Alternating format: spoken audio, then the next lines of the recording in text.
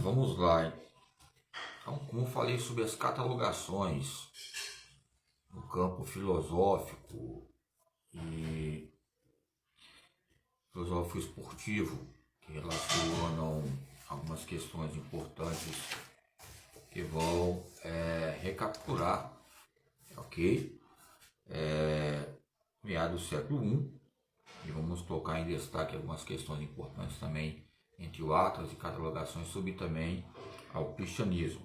Século I, que propagou pela Síria, a Ásia Menor, a Grécia, e finalidade por Roma, sob Nero, o Calígula, e Plotino foi o último pensador pagão. Seu neoplatonismo pareceu fazer ecoar o cristianismo, pois foi o divino, o uno, o princípio supremo que ele interrogou.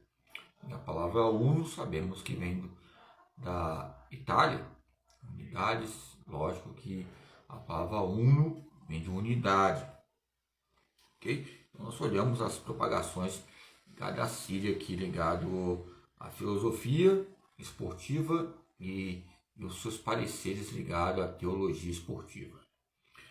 Ok, então a filosofia, como falamos sobre as questões filosóficas e esportivas, como citei alguns filósofos aqui, depois se vão se identificando entre essas catalogações hermenêuticas e um modo de falar que vão se entrelaçando em questões importantes.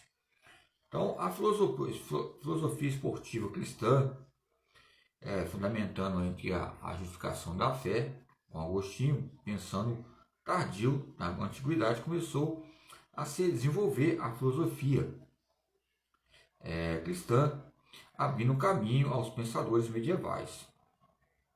Pois bem, a teologia esportiva, filosofia esportiva, são reunidas obras não exclusivas. A razão e a fé entram em diálogo. Aí por isso eu coloquei a linguagem e sociabilidade entre a transcendência e a essência. São dos capítulos, é lógico, o capítulo nós podemos colocar entre a filosofia esportiva, que é uma das disciplinas que perpetuei. Nós falamos de Tomás de Aquino e falamos de Agostinho.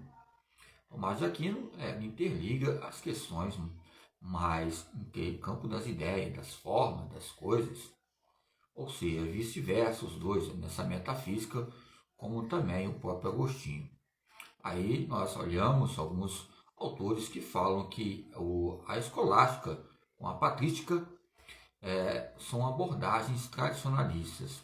Só o termo da palavra que é um pouco difícil de expressar e ecoar, mas a patrística e como a escolativista denominam questões importantes que é a própria fé.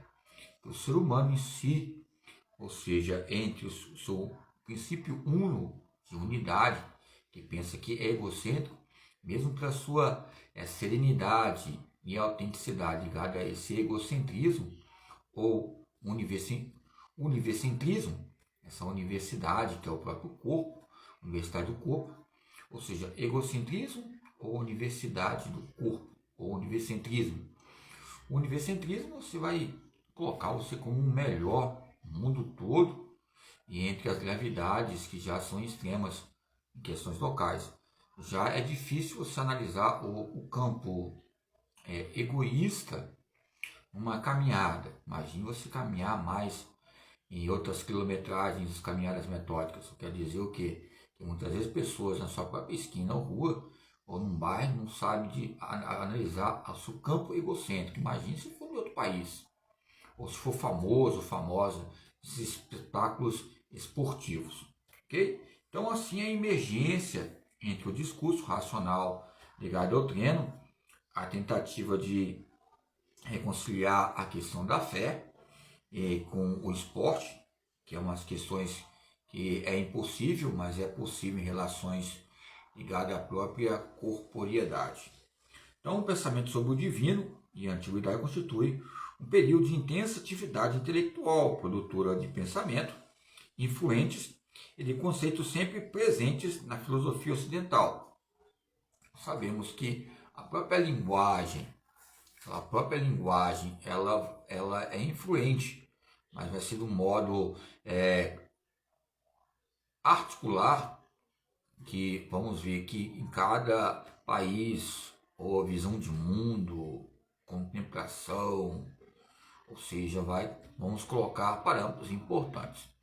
Eu quero colocar em destaque a teologia aqui, com o estudo de todas as religiões, estudo de Deus. Mas cada um tem a sua crença. A palavra crença já fala sobre o que? Ação. Você acredita e você tem ação. A fé é uma transcendência, mas às vezes é a essência que você vai guardando como um emblema, é algo importante que nós precisamos e necessitamos para sobreviver. Tempos atrás, sempre eu gostei de ler, né, como costume de hábitos, como Bourdieu fala sobre o desporto, hábitos, ler a Bíblia, que de vez em quando. Aí eu estava meditando, eu estava lendo sempre o Salmo, porque o Salmo ele não é univercêntrico, mas é universal em questão de algum tipo de pessoas que conheciam. Eu tenho um medo de falar que todas conhecem, porque cada dia nasce uma pessoa. E esse nascimento é uma nação. Às vezes uma pessoa nasce, como Nero, já nasce sabendo que Jesus e Deus é grande, o que ele fez, né? Agora, esse homem deve ter nascido já sabendo. Não importa a identidade de gênero, não importa qual tipo de cultura, que tipo de patrício, tipo de imperador, né, que foi, mas foi um homem que acreditou em Deus, é lógico. Ou seja, porque é um homem muito bom, o apóstolo Paulo na época.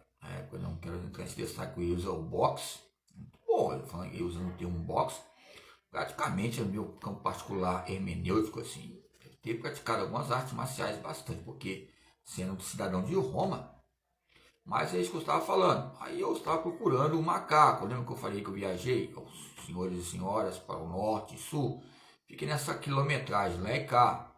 Eu fui lá no sul, depois voltei, depois fui para o norte, aí no norte fui no norte, eu fui depois fui num certo lugar, depois eu voltei, então eu estava só fazendo essa quilometragem, ok? Então nesse balanço entre aí eu parei um lugar perto de casa, tem um hospital, postando um hospital local perto de casa, era particular, não sei o que é particular, é no particular ou no privado.